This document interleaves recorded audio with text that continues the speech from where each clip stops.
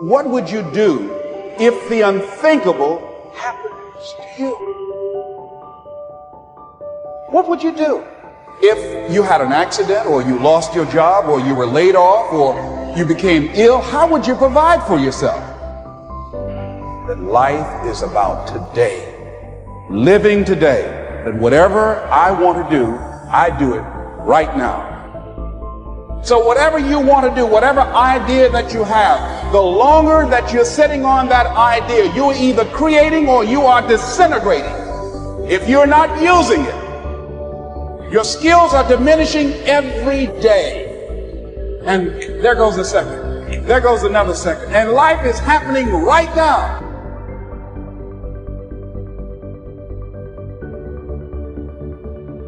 Well, maybe you're leaving out the meaning of life. That's what it looks like to me. It's like, here you are, suffering away. What makes it worthwhile? Right? It's almost impossible to describe how bad an idea that is. Responsibility. That's what gives life meaning. It's like lift a load. Then you can tolerate yourself, right? Because look at, you're useless, easily hurt, easily killed. Why should you have any self-respect? That's the story of the fall. Pick something up and carry it. Make it heavy enough so that you can think, yeah, well, useless as I am, at least I could move that from there to there. I made this person by diving into the insecurities that life gave me. Because now they're yours. They're yours to own. If you're not smart, call yourself dumb. It's okay, because you are. But take that knowledge, you're putting yourself down. If you're fat, call yourself fat. I used to be 300 pounds. We want to talk so soft to ourselves. We're looking for that recovery day. And that recovery day is everything in your life. Everything in your life is a recovery day. We're looking for it. It's not coming. It's not coming.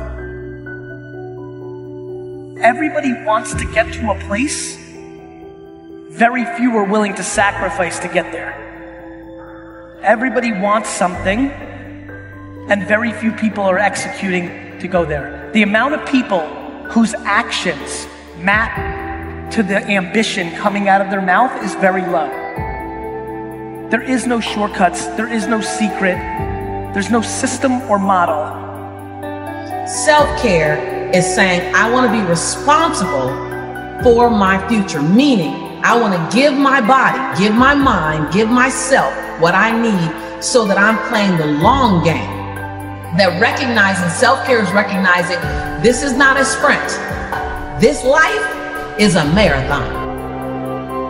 See, a lot of people allow fear to stop them from living their dream.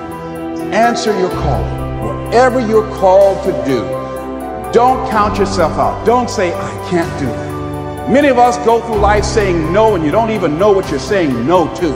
You don't know what you cannot do if you're not willing to challenge yourself.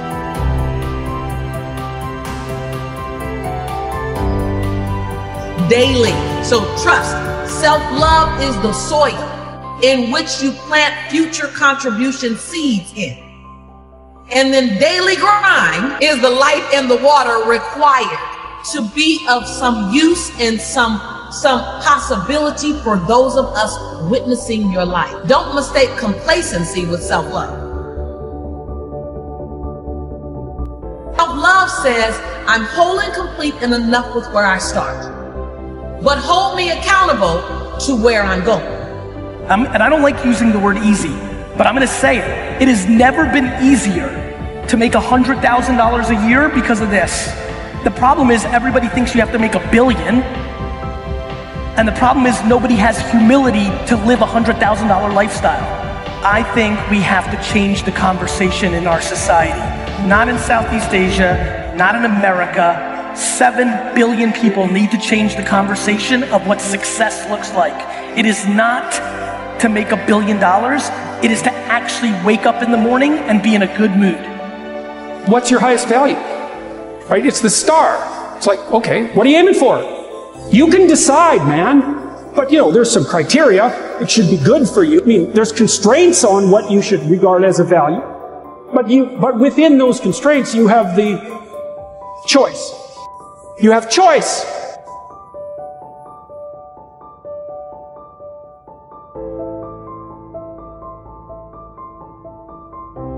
care how you perceive David Goggins, because through my journey, I figured out the one piece I was missing. I thought it was cars. I thought it was women. I thought it was everything. The one piece I was missing was me having the courage to face myself. Awareness plus action equals transformation. Please don't skip that plus action part, because action is the antidote for despair, John Baez says. Action is the antidote. Anything that's not working in your life, you have to be in some form of action. Actually thought about your life in a 50-year window or an 80-year window, you would slow down. Everybody wants to succeed so fast because they want to prove something to somebody else.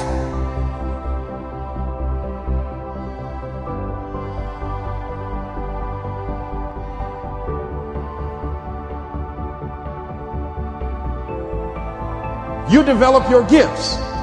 Your gifts will take you places that you'll never begin to imagine. Life is suffering. Right. Indisputable. What do you do about that? You voluntarily accept it and then strive to overcome the suffering that's a consequence of that. Whenever hardness comes, and you don't know what it is, it may be different for you than it is for me, but you go back to your insecurities. And then when you go back to the insecurities, you then look for comfort within those insecurities. Man, let me just tell you, if my life just belonged to me and I knew it to be so, I wouldn't have done half the things I've done. With all the discomfort it brought me, all the Pyrrhic victories, all the time lost, I have had to surrender the chill time, the bubble bath time, the time that I've surrendered so that my life could be of contribution. Man, your life doesn't belong to you. Your life belongs to those people who are going to cross your path. The major key to your taking charge of your destiny is you. It's you. And even though you might not have all the things going for you that you would like, you have the power within you as you begin to develop your consciousness, as you hold the vision of what it is that you want to do, as you decide to answer this small voice within you. Because as you respond to this voice that's telling you you ought to do this, the way will come, ideas will come to you. You will begin to attract things you need and things that you don't even know that you need right now.